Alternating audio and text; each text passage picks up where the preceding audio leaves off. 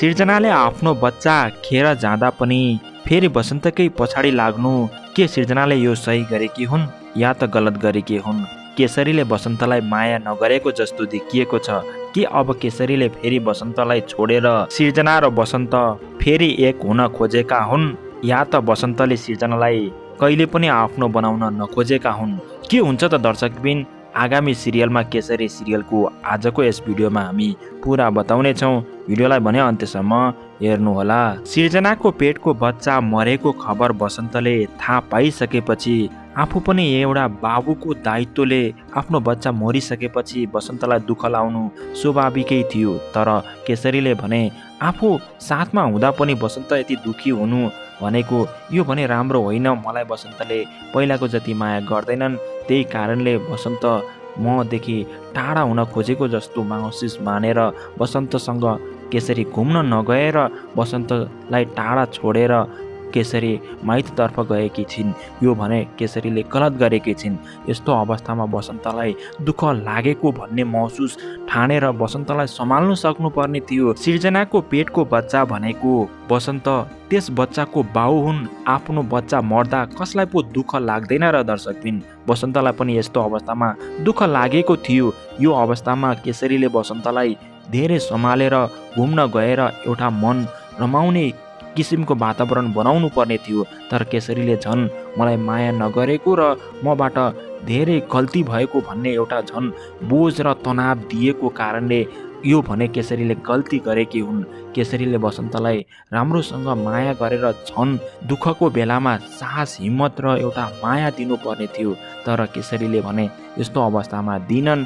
केसरी आफ्नो माइततर्फ गइन् र घुम्न गइनन्। यता केसरी माइततर्फ जाँदा यता सिर्जना भने बसन्तको घरमा आएकी थिइन्। त्यस्तो अवस्थामा बसन्त पनि घर फर्किँदा सिर्जना र बसन्तको भेट भएको छ। यो भने के सिर्जनाले गर्न खोजेकी हुन् भन्ने कुरा हामीले बुझ्न खोज्दा सिर्जनाले पक्कै पनि बसन्तसँग नजिक हुन खोजेकी हुन्। तर बसन्त भने सिर्जनासँग अब नजिक कहिले पनि हुँदैनन्। सिर्जनाले बसन्तसँग नजिक हुनुभन्दा पनि सिर्जनाले बसन्तको बुवा आमासँग नजिक हुनुपर्ने थियो।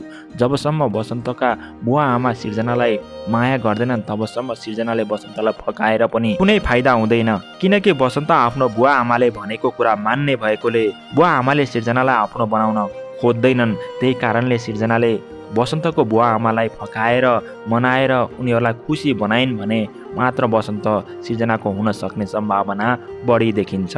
तर पनि सिर्जना र बसन्तको माया भने एक प्रकारले सिर्जनाले बसन्तलाई गरिरहेको देख्दा सिर्जनाले अब धेरै कुरा महसुस गरेर आफू झुकेर भए पनि बसन्तको परिवारसँग एउटा राम्रो सम्बन्ध गाँच्ने हुन् कि भन्ने पनि देखिएको छ दर्शकबिन। केसरी र बसन्तमा सानो कुरामा झगडा भएर लौ अब यिनीहरू छुटिन्छन् भनेर सोच्नु पनि गलत हो दर्शकबिन। किनकि बसन्त र केसरीको माया भनेकै सानैदेखिको हो। उनीहरू यस्ता सानातिना झगडा त पहिलादेखि नै गरिरहेका थिए।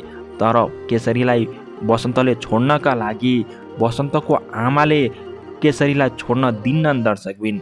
केसरीको बलियो पक्ष भनेको बसन्तको आमा हो र बसन्तको आमाले केसरीलाई कहिले पनि बसन्तबाट टाढा हुन नदिनु नै बसन्तको आमाले केसरीलाई गरेको एउटा ठुलो सपोर्ट हो।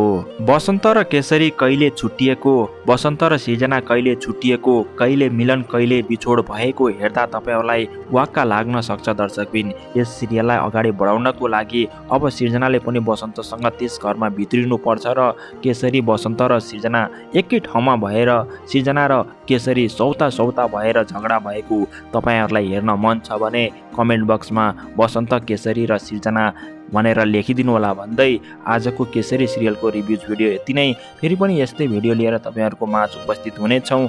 हस् त कस्तो लागिरहेछ केसरी सिरियल र केसरी सिरियलमा एउटा खलनायकको पात्र पनि अझै अर्को भित्रिनु पर्छ भन्ने तपाईँहरूलाई लाग्छ भने कमेन्ट बक्समा खलनायक भित्रिनु पर्छ भन्ने कुरा पनि लेखिदिनु होला र केसरी सिरियलको यस्तो भागहरूमा अझै रोमान्टिक एकदमै के होला भन्ने चाहनुहुन्छ भने पनि एउटा खलनायक पात्रले पनि त्यहाँ भित्रिनु पर्ने आवश्यकता पनि हामीले देखिरहेका छौँ। बसन्त, केसरी र सिर्जना कोसँग खुसी हुन्छन् जस्तो तपाईँहरूलाई लाग्छ भने पनि कमेन्ट बक्समा वसन्त सिर्जना या त वसन्त केसरी भनेर लेखिदिनु होला र केसरी सिरियललाई निरन्तर तपाईँहरूले हेरिदिनु होला भन्ने अनुरोधसहित आजको केसरी सिरियलको रिभ्युज भिडियो यति नै। फेरि पनि आगामी भागमा केसरी सिरियलमा के हुन्छ र कस्तो हुनुपर्छ भन्ने बारेमा यस भिडियोमा पुरा चर्चा गर्नेछौँ।